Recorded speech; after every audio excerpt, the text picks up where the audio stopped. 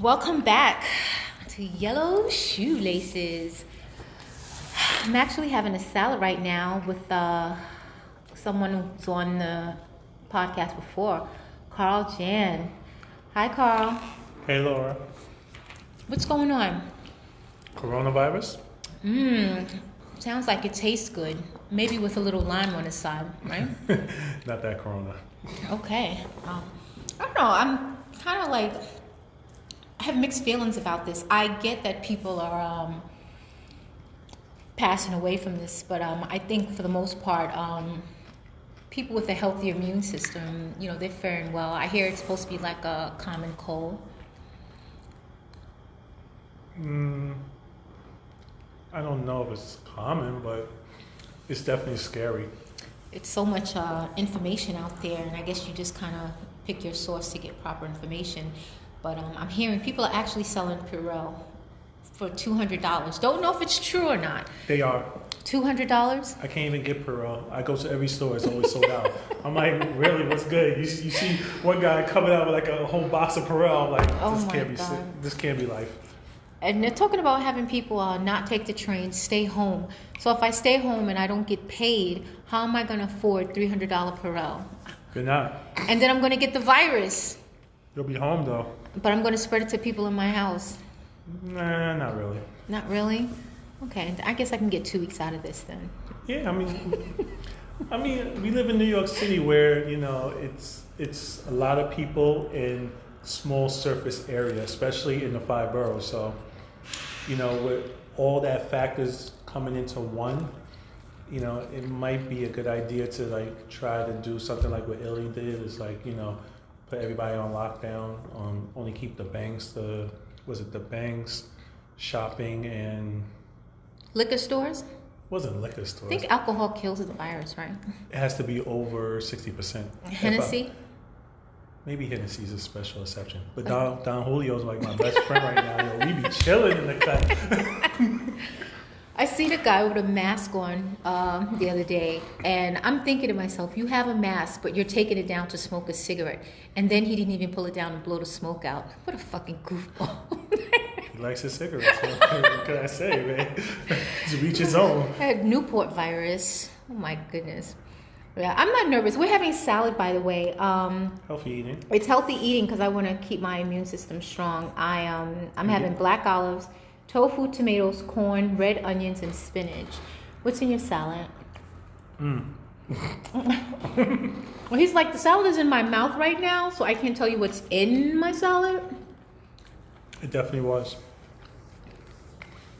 Okay, so I have romaine lettuce, carrots, raisins, grilled chicken, bacon, and a little bit of Caesar dressing in my salad. Oh, broccoli too. It's good. It's chopped too. It looks really tasty. Yeah, chop it up, make it fine, mix it all together, give it a better outcome, better taste. I was thinking, someone was telling me that they're going to throw a coronavirus party. I don't know what that entails. When they kill the coronavirus and they finally find No, a they're vaccination? people who are staying home, like on a weekend, they're all gonna get into their jammies and they're just gonna have a party. I guess, celebrating that they don't have the virus. I don't know. People will have a party for anything. People look for any reason to do anything in this world. A coronavirus party. Okay, that's interesting. So, I think the craziest thing, being out here in the city, coming from work, like on a Monday, and it's like a ghost town, walking down the street, and in a train station, Canal Street, there was hardly anyone at that stop, and that's normally like packed with people every day, even on the weekend. coming in today to work, I noticed Fulton Street wasn't as packed as it usually is. Usually, it's just so packed that people try to like squish into the car, and there's more people waiting to come in, and it wasn't like that today. There was actually room after Fulton Street, so it's definitely having an impact on, the way we live. Yeah, I like the trains empty though because now I have a seat for my bag in the morning. I'm like, ooh, I'm stretching all out. I'm gonna bring a pillow starting next week if it gets any emptier. I do too, but look how far the impact has gone. The NBA has suspended play. Now 2 players is tested positive for coronavirus. I think it was what's his face, the player who said that he wasn't going to play in an empty stadium if there was no fans. He wasn't going to play. LeBron. LeBron? Mm-hmm. Well, he's been outspoken, and that's one thing I do appreciate about LeBron is that, he is outspoken for different causes and everything. And, we need that in this world. We need someone that, has a voice, has a platform to stand up and speak when, us little people that, try to make it on podcasts and everything. Hello. Try to stay stuck. I think I felt that. I don't know. So No, we can... Laura, you're definitely going to get bigger. I don't know about me, but you're definitely going to get bigger. So if there are no fans and, the NBA wants you to play, I mean, you don't think, it's a competition. They're playing to see who the best team is. And I know the fans, they kind of cheer you on, but you don't think that it would be like a beneficial game just to say, hey, I got bragging rights. I beat you. I can see what you're saying, but it comes a time and a point where I think you have to think about the bigger picture, and everybody's worried about safety. They're worried about not just themselves, because let's face facts.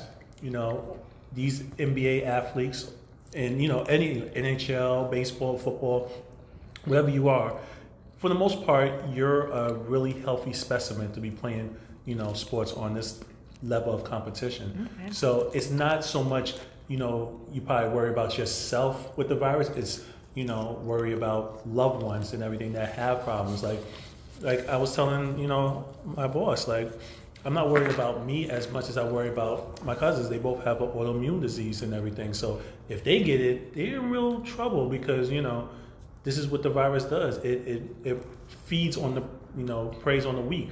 And, people that have, diseases, elderly, all that stuff from what we heard. So I think that's what people kind of fear the most. Not so much worry about themselves, but, their loved ones, and they should. They really should. Get that. I totally get that. I mean, I would definitely recommend, taking precautions, especially if you're around someone who, has a weakened immune system.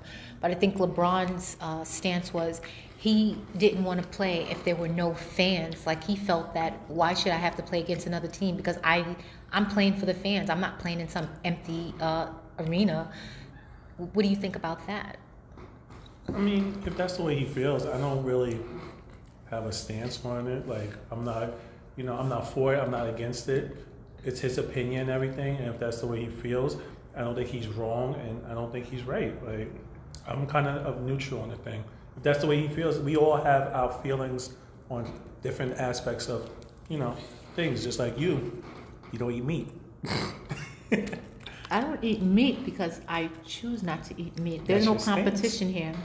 I mean, there's a competition for you meat eaters to get into the store and get the best cut of ground round, but I mean, other than that, it's pretty good. Yeah, but like I said, it's to each his own. If that's the way he feels, I really don't have a problem with it, especially as things has progressed over this time of this, outbreak. But he's not doing it because of the outbreak. He's doing it because he feels like he's not giving it his all because the fans are not there. I mean, they're going to film it. It's going to be televised, I guess, at some point. But do we really need to see the fans in the audience to enjoy a basketball game? I mean, I'm not heavily into basketball, but I'm saying as a basketball fan, if you see this televised and you see no fans, I mean, would that affect your watching the game? It was kind of funny because tonight the Warriors were supposed to play the Nets with no fans. San Francisco banned fans from being in the arena, and I was damn sure going to watch that game just to see how it was going to go. I really was. I couldn't wait. I was like, I really want to see this game. But that's my point. You're playing. It's a competition. I wanted to see it for the wrong reason. I wanted to see it because there was going to be no fans. I wanted to see how it was going to be without the fans. Because how a game is with fans. It's loud. It's excitement, the runs and everything, the back and forth. Fans could control that, and they could literally win a home team a game. But when you don't have that aspect, and people get up for certain aspects, maybe the outcome could be different. But it'd be like street basketball. Like, Yeah, it could be, but I think you're at your A game then, because it's just like, yo, it's me and you. We're not worried about any onlookers. And I think, they're going to be at their best, because it's just like, all right, let's do this. You're not showboating for anybody in a stadium. It's still on TV, though. They're on TV, but you're not conscious of the cameras as much as when the fans are there. I think you're showboating more for the fans. So now, if there are no fans there, you're playing this other team, one-on-one. And it's just like, I'm going to show you what I got. You're going to show me what you got. No showboating, just pure talent. Not that they don't bring that to the court anyway, but now it's a different level, because we're only showboating for each other. And I think it's going to be a true matchup without the fans. I think it would be something to see. I would definitely watch that. And I'm not a football. I'm not a basketball fan, but I would watch that just for the energy, because I think it would be raw energy on that court. It was definitely going to be interesting. That's why I wanted to see it. Yeah. But it's not going to happen, so. Okay. So you cancel your basketball game today too. Why? Because there are no fans? I think it was the only right thing to do, since the NBA was going to cancel their, well, not to say cancel, they suspended play. So I figured if it was, time for them to suspend play, maybe we should suspend our, lunch games and everything. Because you got onlookers out there, like when I'm passing by, going to one of the shops. Yeah, they didn't see me. They're gate watchers. They're like holding onto the gate saying, God, if only I had trained a little bit harder. That would me right now, and they just look like... We have fun at lunch, we do. I see. You guys are really on it. They always say, like, the first sign of spring, you can always tell, because you got them guys out there on that basketball court showing their skills. We do our best. Okay. It's a pretty good matchup, though. I like basketball. It's pretty intense. I guess with any sport, but just the skill, coordination, just the jumping and, getting that ball up into the hoop, three-pointers. It's pretty cool. It is. It's one of those sports that, it takes care of all aspects of, athleticism, because, you have to do everything. Like, offensively, you can't dictate what goes on defensively and everything. So it's one of those sports that, it is, you play both sides of the ball and everything. It's a great sport, and your accuracy and everything, and being humble by being able to put the ball in the basket. It's really a great sport. One of my favorites. It's painful to watch a bad basketball player. It's painful. There's a lot of those out there. I'm talking about amateurs. I'm not talking about like professionals, because when I'm out there, sometimes when I'm watching you guys, and you see the guy, it's like you almost like, it's a pity guy. You're like, you don't want to play with us? And he's like, what do I do again? It's painful. They have no shots. And they might as well just be standing on the sideline, because they're really in the middle of the court and they look so confused. And I'm just like, why do you have this guy here? It's painful to watch that. We need an extra body, because, 3-on-4 is not good. So. Oh, okay. 4-on-4. Don't pass him the ball. Yeah, just don't pass the ball. Keep it moving. Let's play defense and grab rebounds and then pass us the ball. Move the rest. Give him a high five every now and then. Good job. Yeah, good job. Good job. rebound. Good block shot. And then he starts smiling, and you're like, all right. Yeah. A trophy for everyone type mentality. If you did, you go somehow. All right. So today we are in the middle of a retirement party. We're trying to make this thing happen. There might be a snafu. I don't think so, but Carl feels that it's not going to be pulled off because of people's concerns with this virus. I'm trying to keep him positive. He was a little hangry for a minute, and I wanted to punch him because, women get a little hostile when they're a little hungry or going through, womanly issues. But when a man is hungry or even has a little man cold, I mean, the whining, the pouting, and luckily for him, I'm so cool, calm, and collected. Brushed it off, and he had himself a nice little vanilla Pepsi, so some of that sugar running through his system, so he's calmed down a lot right now. And you can talk to him, level head. My goodness. Are you feeling better? Yeah, I think so. Okay, good. I feel a little better. I mean, you work so hard to achieve something and make sure everything goes right, and you don't want it to be like taken away from you in one snap of the fingers. And you know, that's kind of what we're facing right now because we don't know what's going to happen yet, really. I know what's going to happen. She knows what's going to happen. I know what's going to happen. It's going to go well, and then Carl is going to owe me $50. I'm saying that on air. So people, if you see me, I should have $50 readily available in my hand because Carl promised that he's going to pay me $50 if this goes off. I did? Yeah. That'll be the best $50 I ever spent. Yeah, you could pay me in coffee, in Justin's peanut butter cups. That's like 3 coffees and 2 peanut butter cups. Not a lot for $50. Well, what Starbucks prices that? And Justin's prices. It evens out. Yeah. So we are working on that, and it's going to work out fine. I know it. And if it doesn't, I'm going to owe Carl a chai latte tea. Yeah, $50 worth. Oh yeah, that. Yeah.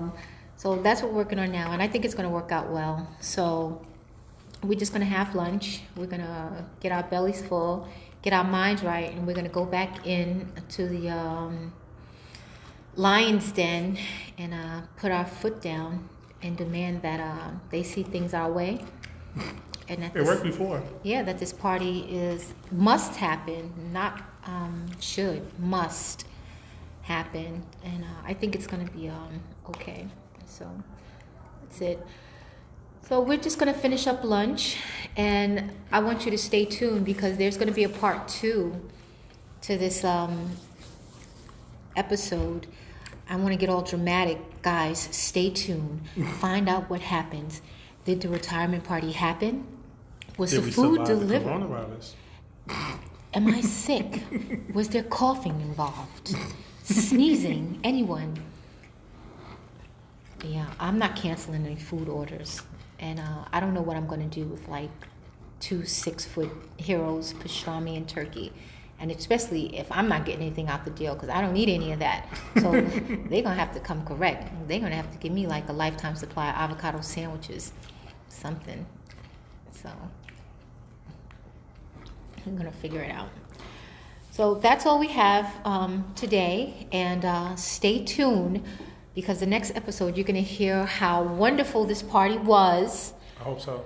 No, I know so. $50. You're going to hear me actually count each dollar bill, which should total 50.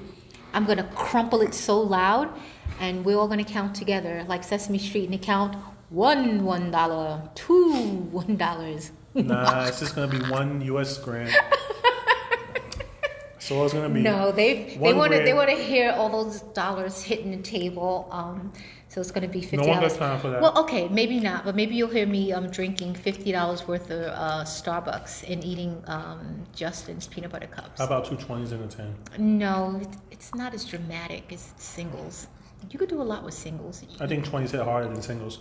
Well, the homeless hit harder if you don't have a single or a train. So, give them $1 so that they won't knife me. They're doing that now. So that's going to be it. But guys, we're going to leave you in a little suspense until next time. Carl, do you think that this party is going to happen? Really, your thoughts? I hope so. I really do. I hope we don't get in trouble for it. I like living on the edge. I'll get in trouble for it. But I think it's going to happen. And you heard that. She takes all the blame. all the blame. Okay, guys, thank you for tuning in to another episode of the Yellow Shoelaces. And until part 2 of this episode, we will see you later. Peace out. Later.